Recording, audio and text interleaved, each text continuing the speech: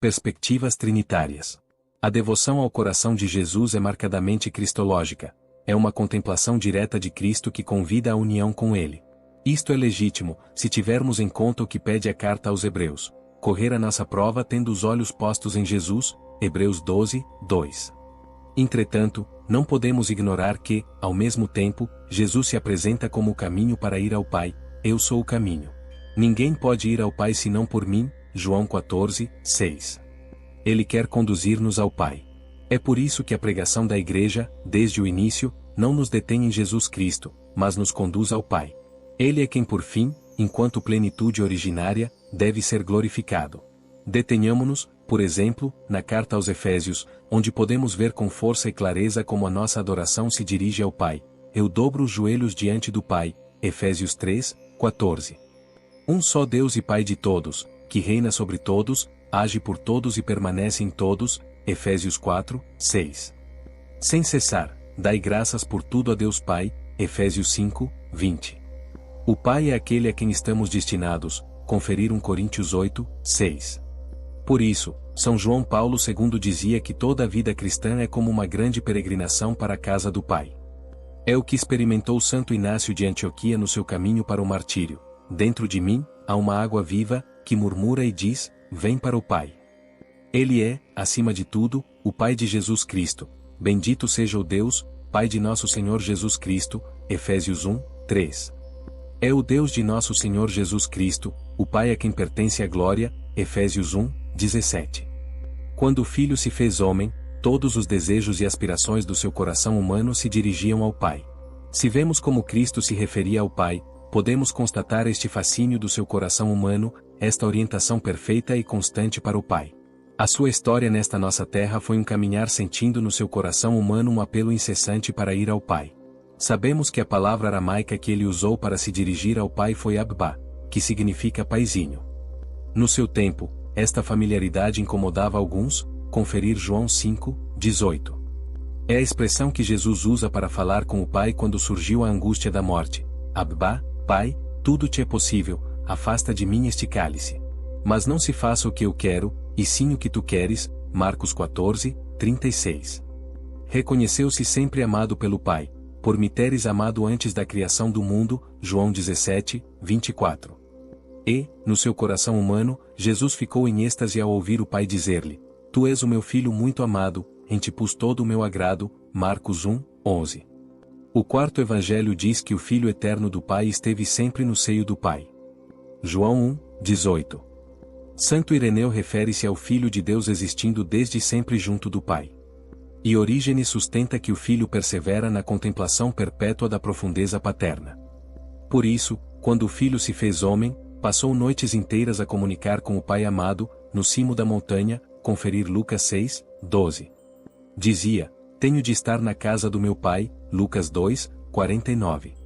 Vejamos as suas expressões de louvor. Jesus estremeceu de alegria sob a ação do Espírito Santo e disse, Bendigo-te, ó Pai, Senhor do céu e da terra, Lucas 10, 21. E as suas últimas palavras, cheias de confiança, foram, Pai, nas tuas mãos entrego o meu espírito, Lucas 23, 46. Voltemos agora o nosso olhar para o Espírito Santo, que enche o coração de Cristo e arde nele. Porque, como dizia São João Paulo II, o coração de Cristo é a obra-prima do Espírito Santo. Não se trata apenas de uma coisa do passado, pois no coração de Cristo é viva a ação do Espírito Santo, ao qual Jesus atribuiu a inspiração da sua missão, conferir Lucas 4, 18, conferir Isaías 61, 1, e do qual na última ceia prometera o envio. É o Espírito que ajuda a colher a riqueza do sinal do lado trespassado de Cristo, do qual brotou a Igreja, conferir Constituição Sacrosanctum Concilium, 5. Em suma, só o Espírito Santo pode abrir diante de nós esta plenitude do homem interior, que se encontra no coração de Cristo. Somente Ele pode fazer com que desta plenitude consigam aurir força, gradualmente, também os nossos corações humanos.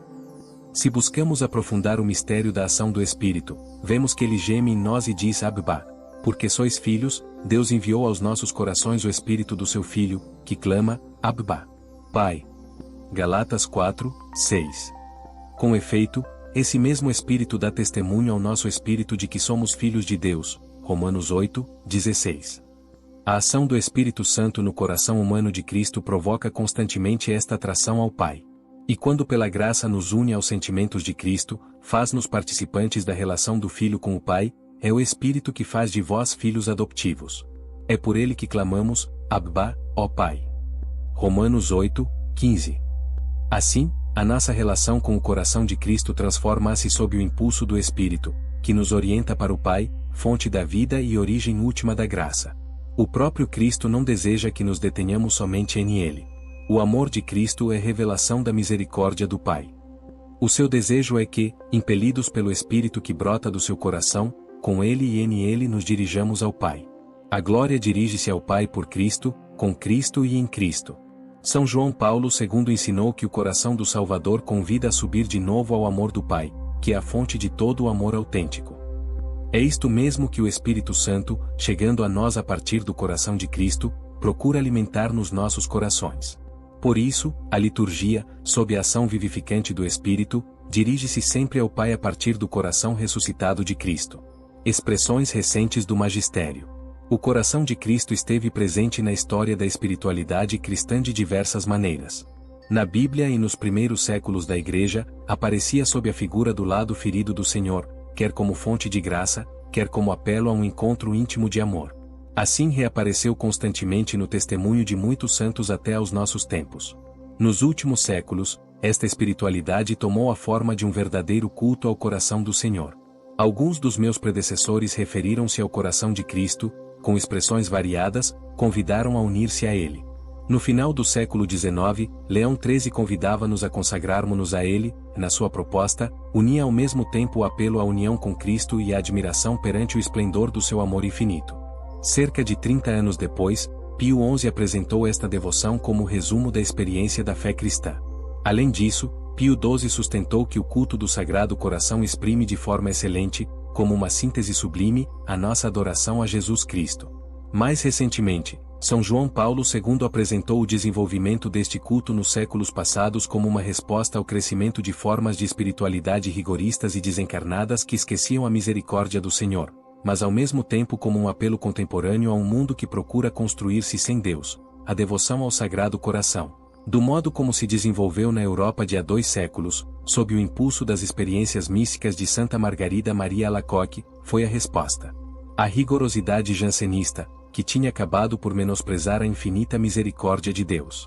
O homem do ano 2000 tem necessidade do coração de Cristo para conhecer Deus e para se conhecer a si mesmo, tem necessidade dele para construir a civilização do amor. Bento XVI convidava a reconhecer o coração de Cristo como uma presença íntima e cotidiana na vida de todos. Cada pessoa precisa de um centro da própria vida, de uma fonte de verdade e de bondade da qual aurir no suceder-se das diversas situações e na fadiga da cotidianidade. Cada um de nós, quando se detém no silêncio, precisa de ouvir não só o palpitar do próprio coração, mas, mais em profundidade, o pulsar de uma presença de confiança, perceptível com os sentidos da fé, contudo, muito mais real, a presença de Cristo, coração do mundo.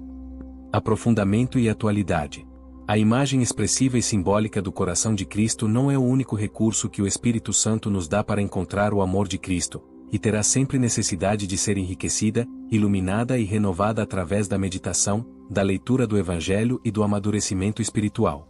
Já Pio XII dizia que a Igreja não pretende que no coração de Jesus se deva ver e adorar a chamada imagem formal, quer dizer, a representação perfeita e absoluta do seu amor divino, não sendo possível, como não é, representar adequadamente por qualquer imagem criada a íntima essência desse amor. A devoção ao coração de Cristo é essencial para a nossa vida cristã, na medida em que significa a nossa abertura, cheia de fé e de adoração, ao mistério do amor divino e humano do Senhor, até ao ponto de podermos voltar a afirmar que o Sagrado Coração é um compêndio do Evangelho. É preciso lembrar que as visões ou manifestações místicas narradas por alguns dos santos que propuseram apaixonadamente a devoção ao coração de Cristo não são algo em que os fiéis sejam obrigados a acreditar como se fosse a palavra de Deus. São belos estímulos que podem motivar e fazer muito bem, embora ninguém se deva sentir obrigado a segui-lo se não achar de proveito no seu caminho espiritual. Do mesmo modo, é necessário recordar sempre, como afirmou Pio XII, que não se pode dizer que este culto deve a sua origem a revelações privadas. A proposta da comunhão eucarística nas primeiras sextas-feiras do mês, por exemplo, era uma mensagem forte numa época em que muitas pessoas deixavam de comungar por não confiarem no perdão divino, na sua misericórdia, e consideravam a comunhão como uma espécie de recompensa para os perfeitos. Naquele contexto jansenista, a promoção desta prática fez muito bem, ajudando-nos a reconhecer na Eucaristia o amor gratuito e próximo do coração de Cristo que nos chama à união com Ele. Podemos afirmar que hoje também faria muito bem por outra razão, porque no meio do turbilhão do mundo atual e da nossa obsessão pelo tempo livre, do consumo e da distração, dos telefones e das redes sociais, esquecemos-nos de alimentar a nossa vida com a força da Eucaristia. Da mesma forma, ninguém deve sentir-se obrigado a fazer uma hora de adoração às quintas-feiras. Mas como não o recomendar? Quando alguém vive com fervor esta prática, junto de tantos irmãos e irmãs, e encontra na Eucaristia todo o amor do coração de Cristo, adora juntamente com a Igreja o símbolo e como que a marca da caridade divina, caridade que com o coração do Verbo encarnado chegou até amar o gênero humano.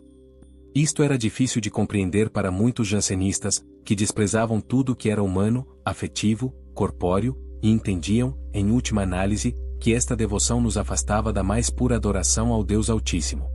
Pio XII chamou falso misticismo a esta atitude elitista de alguns grupos que viam a Deus tão alto, tão separado, tão distante, que consideravam as expressões sensíveis da piedade popular perigosas e necessitadas de controle eclesiástico. Poder-se-ia afirmar que hoje, mais do que o jansenismo, enfrentamos um forte avanço da secularização que visa um mundo livre de Deus.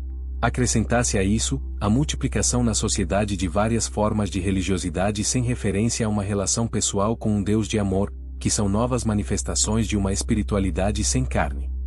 Isto é real. No entanto, devo advertir que, no seio da própria Igreja, o nefasto dualismo jansenista renasceu com novos rostos.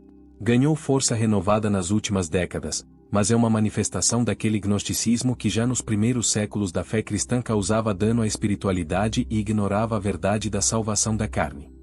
Por isso, dirijo o meu olhar para o coração de Cristo e convido a renovar esta devoção. Espero que possa ser atrativa também à sensibilidade atual e que nos ajude assim a enfrentar estes velhos e novos dualismos, aos quais oferece uma resposta adequada.